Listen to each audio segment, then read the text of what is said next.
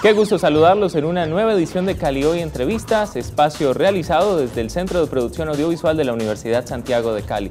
En esta oportunidad estaremos conversando sobre investigación en la ética y su panorama desde la academia. Para esto tenemos un invitado muy especial, él es Luis Armando Muñoz Joven, a quien damos la bienvenida a Cali Hoy Entrevistas. Muchas gracias, Leinecker, por la invitación.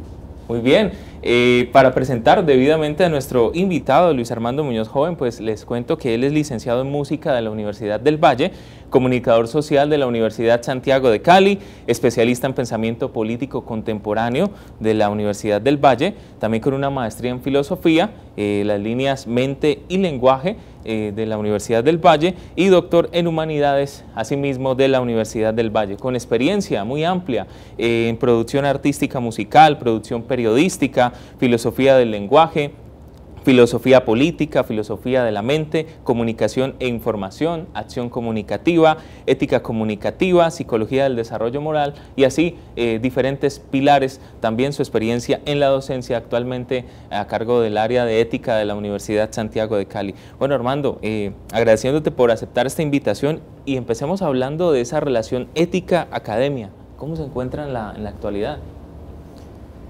Pues muchos hablan de una crisis de las humanidades y en consecuencia eso ha sido como el tema desde los últimos 60 años, mucho más desde que las universidades empezaron a construir sus nuevas formas de entender la vida contemporánea.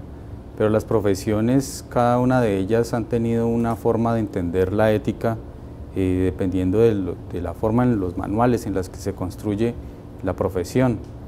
Le llaman códigos deontológicos a eso en el mundo empresarial. Entonces, las profesiones van a estar coordinadas por unas formas de comportamiento dentro de la empresa y eso también hace que las universidades se pongan al tono de ese tipo de formas de enseñar la ética. Y lo mismo para las competencias que tienen que ver con la vida ciudadana, la universidad también tiene mucho que ver en eso, aunque la escuela, el bachillerato tienen una fuerte influencia allí, y la familia también.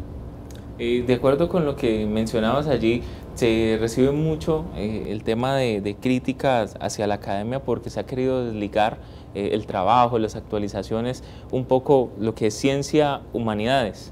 ¿Cómo miras esto? Bueno, eso va muy a la par. Esa especie de sensación que se tiene sobre una crisis en las humanidades tiene que ver mucho con el individualismo que nosotros hemos tenido en el mundo occidental. No se piensa en la vida colectiva ni en cómo poder construir una sociedad en conjunto, sino que se piensa de manera en los problemas individuales y se quieren solucionar más bien problemas privados por encima de los colectivos. Entonces eso uno lo ve en la vida política, de ahí la corrupción y una cantidad de cosas que tienen que ver con el comportamiento de las personas. Se privilegian un tipo de aspectos particulares por encima de los sociales. Entonces a eso hay que hacerle fuerte y ese es sobre todo el problema de la crisis de la que hablan. Bueno, y ahí también mencionabas una parte importante y es mirar hacia la educación secundaria. ¿Se le da importancia? ¿Se está bien equilibrado en este tema de la ética? Pues no es como se hace en la universidad, pero tiene una gran influencia en los cursos de filosofía. De hecho hay un manual en cada colegio de comportamiento, pero los chicos no tienen la entereza de orientarse a través de esos manuales, sino que más bien acogen tantas experiencias o comportamientos que nosotros le llamamos esquemas comportamentales de la casa, del colegio, de la calle, y eso se mezcla y finalmente van construyendo una personalidad pues de roles, o sea, me comporto de una manera en un contexto y de otra en otro y así, entonces muchas veces crean contradicciones. Por ejemplo, lo que se le puede enseñar a un chico en la familia, el respeto y todo eso que tiene que ver con el otro, resulta que en la calle ese respeto ya no se da porque eso es parte de lo que se hace en la calle. Entonces así se van a encontrar contradicciones. Y muy fuerte también es que el bachillerato tiene un gran potencial de cursos, pues cada uno de ellos que también dependen de las competencias o de las habilidades que tenga un estudiante para hacer su vida profesional. Entonces, si no se le enseña al chico la vida ética, moral, vamos a tener unos problemas cuando llegue a la universidad y no tenga una formación que lo vincule a alguna profesión. Exactamente, sí, porque se entiende de alguna manera que siempre se ha tenido como la fundamentación a partir de estos cursos en lo que es ya los cursos 10º, 11, es en donde se pone como al adolescente en esos cambios también a sus primeras reflexiones y de cómo construir, cómo entretejer su nuevo rol en la sociedad a partir de lo que ya recibiría en la educación superior. Pero en esto, y pasándonos al escenario de cómo viene trabajando la academia, pues cuéntenos cómo viene siendo esta ejecución de la investigación, la ética desde la Universidad de Santiago de Cali. Bien, yo adelanté un trabajo de investigación que estaba ligado a mi tesis doctoral frente al quehacer de las formas o el desarrollo de la conciencia moral en los adolescentes, sobre todo en la etapa de los 15 a los 18 años, aunque algunos pues están todavía en un tránsito. Hay una experiencia muy importante en la investigación frente a ello, porque es ir a abordar un tema que es muy de la filosofía y ponerlo en el plano real es bastante complicado, complejo, porque las formas en las que se puede pensar la filosofía quizás tienen una tendencia universal y el convertirlo en una filosofía práctica se complica porque los contextos no son iguales. Por poner un caso, yo estudié algunos chicos en Siloé, pero si hubiera trasladado ese mismo arquetipo o teorías de las que yo usé, como Colbert y Habermas y todos sus seguidores en el campo del desarrollo de la conciencia moral, y se lo hubiera llevado, por ejemplo, a Ciudad Jardín, aquí en Cali es un estrato más alto y con respecto al Siloé, pues un estrato bajo, entonces las condiciones son distintas. La aplicación entonces de estas formas de entender lo que es la ética y la moral, pues tienen un desarrollo distinto. Entonces, hacer ese tipo de estudios especializados pues permite entender unas dinámicas muy propias de cómo se construye la cultura en algunos contextos sociales, de barrio.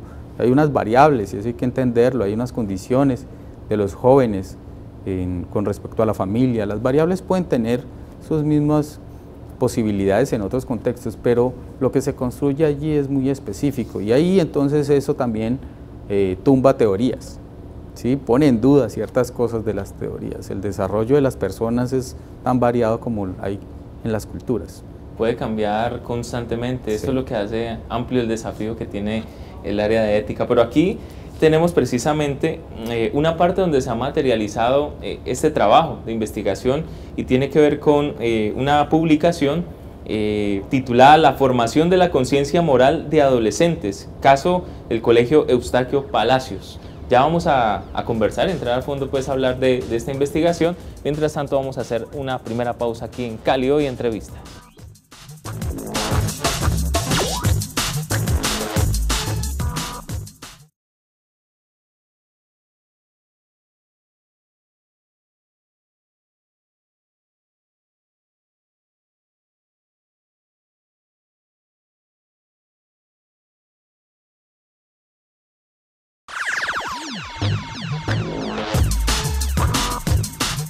Regresamos a Cali Hoy Entrevistas y precisamente estábamos mencionando esta publicación, la formación de la conciencia moral de adolescentes y el caso específico pues, de una institución reconocida en la ciudad como es el Colegio Eustaquio Palacios.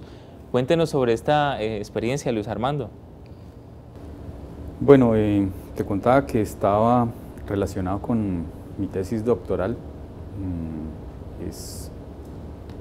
Podemos decir que está dividida en dos formas. La primera es la filosófica y la otra es la forma en la que se puede llevar esa filosofía al plano real. Eso tiene una metodología más bien hermenéutica que pues trata de involucrarse de plano como etnográfico, o sea, involucrarse en la comunidad, empezar a tener ciertos datos que son pues, muy difíciles haciéndolo de manera cuantitativa o meras entrevistas. Entonces, involucrarse en las familias, pues a mí me tocó ir a Siloé y encontrar no solamente los chicos en la institución, sino que encontrarlos en sus casas, ¿sí? De involucrarme un poco en el barrio, tener en cuenta el contexto, describir el contexto, describir más o menos las formas en las que están viviendo,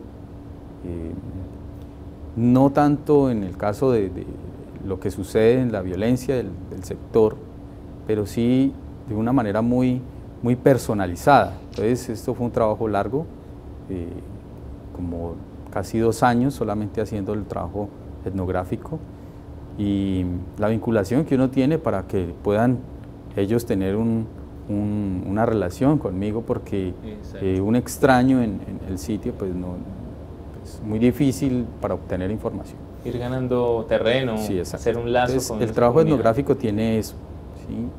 Pero la cuestión de la escritura, de lo que ellos hacen y todo eso, la experiencia, todo lo que está en el libro, es de plano una interpretación, un análisis comprensivo de lo que nosotros como investigadores hacemos en campo. Y pues eso tiene unos resultados muy interesantes, que es por lo especial que sucede en Siloé, y pues los chicos que están participando en la investigación pues logran unas formas de entender dilemas que son importantes en su vida y que permiten tener una experiencia sobre qué se puede pensar a partir de esta investigación, y quizá como aporte a las formas en las que nosotros hacemos en el aula de clase. Y es que los dilemas socráticos pues ponen a pensar a las personas y permiten entender o comprender algo del contexto en el que se vive. Entonces, no solamente es ir a la escuela, al colegio y entender las ciencias, sino también comprender la vida.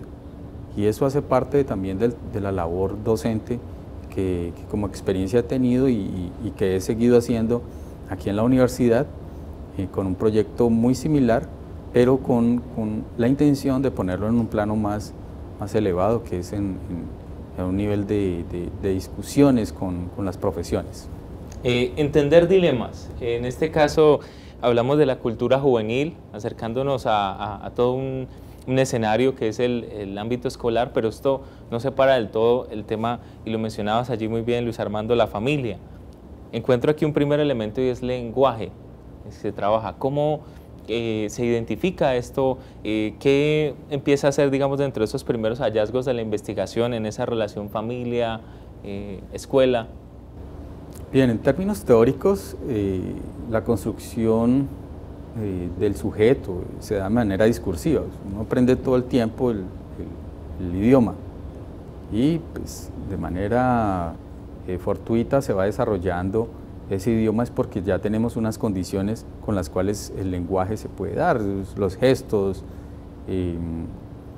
la forma del habla, la escritura, son formas en las que nosotros expresamos lo que hay en la mente.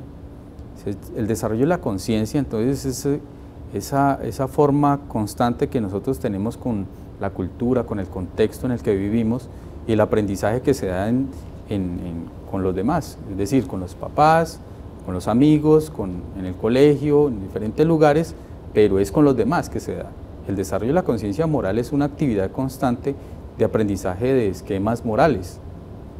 ¿Sí?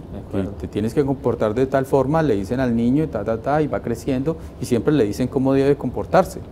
Es un deber en la sociedad, y ese verbo deber es muy importante en esto de la construcción discursiva de las personas.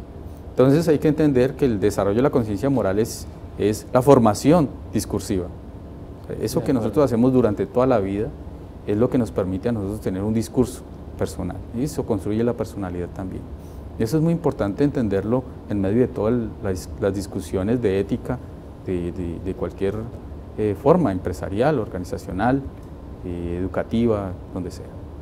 ¿Cómo ha construido entonces esta comunidad, según el trabajo que ejecutaron, su propio discurso? ¿Piensan los jóvenes en ello? ¿Lo hacen? ¿Lo asumen frente a la sociedad? Hay unos niveles y en el nivel en el que encuentro es que es un nivel de transición. Entonces, con tantos contextos, con tantas cosas que se le enseña, ¿sí? Por ejemplo, un niño a los 7 años ya le empiezan a enseñar biología, matemáticas, y entonces tiene tantas cosas, son como otras lenguas, otros idiomas. Entonces tiene que jugar con los números, tiene que jugar con los nombres de lo que se utiliza en biología, en química, en lo que sea.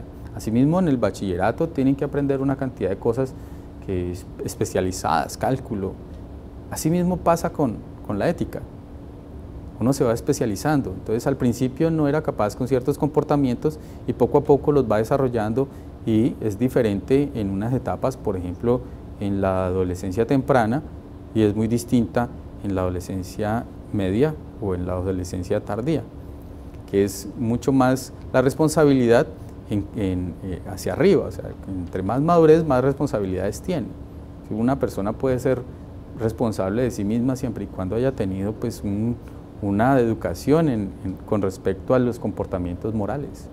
Muy bien, y bueno, ir a los detalles también sobre la manera como se llevó a cabo la investigación, los encuentros con estos estudiantes, imagino también conocer la parte desde los docentes, ¿cómo fue? Y anécdotas que hayan quedado alrededor de esta investigación. Bueno, es importante tener más la experiencia de los estudiantes. Son personas que reflejan el resto del mundo, porque ellos tienen una versión de lo que ven acerca de los profesores, del colegio, de lo que sucede en la calle, de sus propios padres, sus problemas, una versión. Sí. Y es tan distinta cuando encontramos en una persona como encontramos en dos y comparamos los problemas. Aunque se hayan preguntado lo mismo, la experiencia de lo que se está viviendo, por ejemplo, en el caso de las familias, entonces vas a encontrar familias que no tienen papá, o que están viviendo con los abuelos o los tíos. Entonces hay unas familias que no son papá y mamá, como dice el artículo 42 pues, de la Constitución. No, eso no refleja exactamente la norma hasta religiosa. Ahora la cuestión está en que la experiencia tan importante en ellos para la investigación no es la que quiere la investigación, sino la que ellos tienen. Entonces lo importante es que ellos se redescubren mientras uno pregunta. Si en el contexto en el que estamos yo pregunto cualquier cosa, eso te pone a pensar. Si yo les pongo un dilema, entonces se ponen a pensar en el dilema y van aprendiendo mientras están respondiendo a la investigación. Esa experiencia para mí es valiosa porque se convierte en un mecanismo y quizá lo convierte en una cartilla próximamente para que los docentes en cualquier tipo de curso pudieran utilizar dilemas sin importar que no sea un curso de ética el que le corresponde. Es la asignación de una actividad dentro de clase que permita hacer dilemas, forman en la estructura mental a los estudiantes. Esa es la experiencia más importante. Bueno, me dice la idea, y regularmente se planteaban siempre mostrar ese tipo de casos, de dilemas, de campañas a través de cartillas que se usaban mucho pues, en diferentes instituciones educativas. Y así estamos conversando de la investigación en la ética de la academia, y pues caso puntual, un trabajo que se ha desarrollado también con el editorial de la Universidad de Santiago de Cali, la formación de la conciencia moral de adolescentes, el caso del Colegio Eustaquio Palacio. Vamos a otra pausa aquí en Cali Hoy Entrevistas. Ya venimos también para conocer más sobre las experiencias que se llevan desde la academia con el área de ética.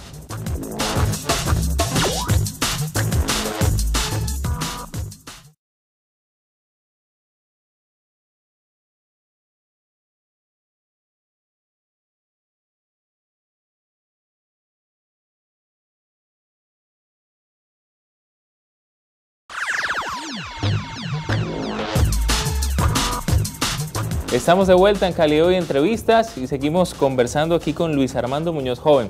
Bueno, su experiencia frente a las cátedras de ética, porque ¿a qué se refieren estas asignaturas que se ven últimamente relacionadas con códigos deontológicos y pensar cómo aplican para el campo profesional, Luis Armando?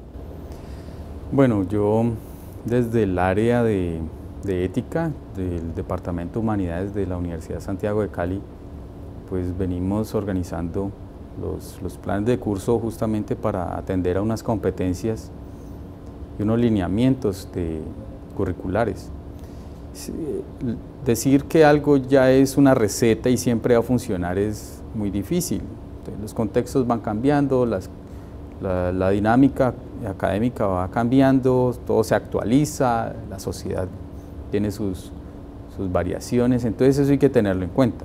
Los planes de curso entonces son en constante cambio, pero eso tiene una identidad de todos modos. Esta dinámica que nosotros tenemos en el área surge a partir de una experiencia con los estudiantes. En cada una de las carreras lo que nosotros pensamos es atender a unas necesidades sobre todo conceptuales, de experiencia comunicativa de la profesión por parte de los estudiantes y por último una aplicación en el mundo real. Entonces, tres aspectos muy importantes para todas las carreras que van a servir para atender a estas formas en las que te he estado contando de cómo los adolescentes o los estudiantes pueden, a partir de su experiencia con la profesión, pueden lograr pensar en ella misma y quizá esos dilemas ya en la vida profesional tengan ya un esquema de cómo pueden funcionar y cómo pueden ser atendidos en el mundo real.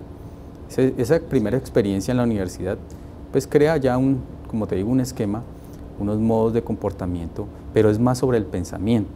Es decir, es muy importante la unidad de estudio que es el dilema, y los dilemas pueden ser variadísimos, tanto como la vida misma. Entonces, eso es lo que nosotros pensamos desde las clases y lo plasmamos en los planes de curso para que se puedan desarrollar allí. Algo muy importante es que la universidad ha entrado en un proceso también de cambio estructural justamente en todos los cursos, en los planes de curso, y esto pues coincide con lo que nosotros hemos venido haciendo, es decir, ya hay una necesidad institucional de lo que nosotros habíamos pensado inicialmente en el área. De todas esas acciones y las fases mencionadas, sin ética, entonces pensaríamos en que no hay una acción integral del profesional. Sí, tu pregunta me hace recordar un texto de un filósofo que se llama Karl Popper. Él escribe o responde a una necesidad de una discusión en los años 90 acerca de la necesidad de una patente. En el caso de quienes estudian comunicación, pues tendrían una patente al haber estudiado comunicación y tener las orientaciones éticas para poder ser responsable con lo que se está haciendo de manera cultural. Es muy peligroso decir muchas cosas en televisión y que los niños lo aprendan, o hacer cosas que no se diferencien entre ficción y realidad. Entonces hay que tener ciertas condiciones normativas dentro de la profesión en el caso de la comunicación. Esto debe hacerse tal cual como se venía haciendo con los médicos, porque los médicos tienen unas licencias que si cometen algún equívoco, pues se les va a retirar la licencia. Entonces, si todos tuviéramos una licencia, estaríamos respondiendo a ella. Perderíamos la posibilidad de seguir ejerciendo nuestra profesión si cometemos una falta ética.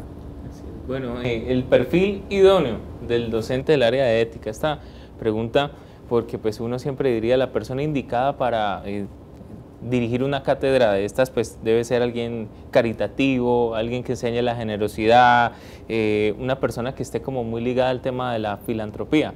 ¿Qué opinan de esto, Armando? Pues no necesariamente tiene que ser una persona buena, sino más bien una persona que pueda orientar el pensamiento ético, ¿sí? Sobre todo la forma en la que se puede proponerle a un aprendiz acerca de la reflexión, la interpretación de la vida. Eso no se enseña, eso se propone. Entonces, esa dinámica puede permitir en cualquier perfil, cualquier profesor, alguien que esté en la universidad, puede hacerlo. ¿Sí? No hay una condición, no tiene que ser santificado ni nada, ni recibir pues la orden del Papa para poder ser profesor de ética. Sí, de hecho, en mis cursos yo digo que yo no sería el más idóneo si se pensara en que tiene que ser una persona que nunca haya cometido ninguna infracción. Entonces, asimismo, imagínense cuántas infracciones pudiéramos tener. La cuestión es hacer pensar al estudiante que esa forma esa dinámica del pensamiento, de la reflexión ética, pueda servirle no solamente aquí en la universidad, que hasta ahora se pudiera ficcionar algunas cosas de la vida, pero en el mundo real, tiene una dinámica muy rápida, el mundo no se reflexiona, entonces hay que enseñarle a reflexionar frente a lo que está sucediendo. Creo que ese sería como el perfil que yo considero. Lo ideal. Bueno, antes del cierre, porque ya estamos llegando al final de Calibre de Entrevistas, hay herramientas, aparte de estas publicaciones, de las investigaciones, pero también que están de la mano siendo el vehículo para proyectar ese panorama ético en la Academia, Armando, en el caso de la Universidad de Santiago de Cali. Bueno, hay unas publicaciones, sí, que sirven para orientar ese tipo de cosas. Pero hay que tener en cuenta también, no solamente la universidad, sino la familia. La familia tiene mucho que ver con la formación de un niño. Todo el tiempo estamos aprendiendo, entonces imagínense la cantidad de cosas que puede aprender un niño. ¿Cuántas cosas puede aprender un adolescente? ¿Cuántas cosas seguimos aprendiendo?